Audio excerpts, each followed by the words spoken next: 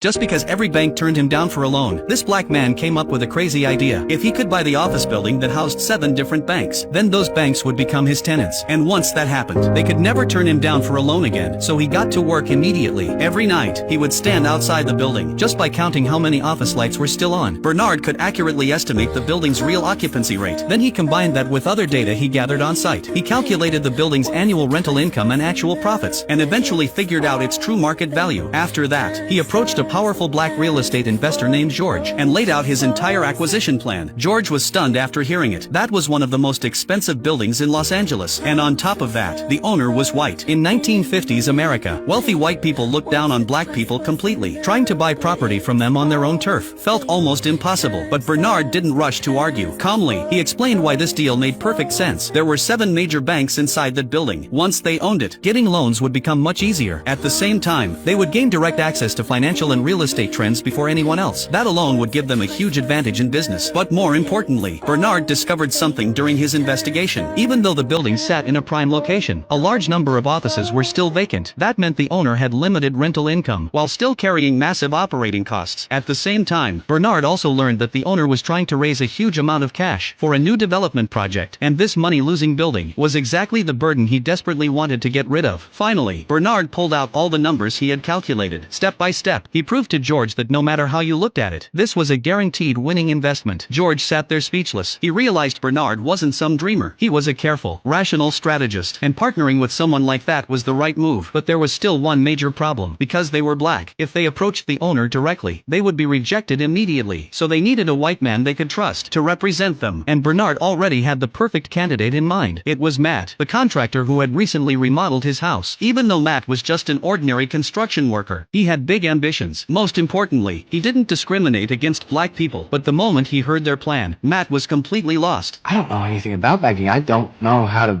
buy a bank. We're not actually buying a bank. We're buying a building that the banks are in. Banks are tenants. Right. You just be the face of our partnership. Starting the next day, Bernard and George began training Matt full-time. They didn't just teach him finance, negotiation skills, and business strategy. They personally coached him on how to present himself. From golfing to fine dining etiquette, they polished every aspect of him. After 3 months of preparation, Matt didn't let them down. He still couldn't fully understand all the complicated financial concepts, but he had strengths of his own. His memory was extraordinary. Whenever he couldn't understand complicated terminology or formulas, he just drilled them into his memory. Combined with the natural talent he showed on the golf course, no one would ever guess that this elegant young man had once been nothing more than a regular construction worker. After that, they built the perfect identity for him, a young oil millionaire from Texas.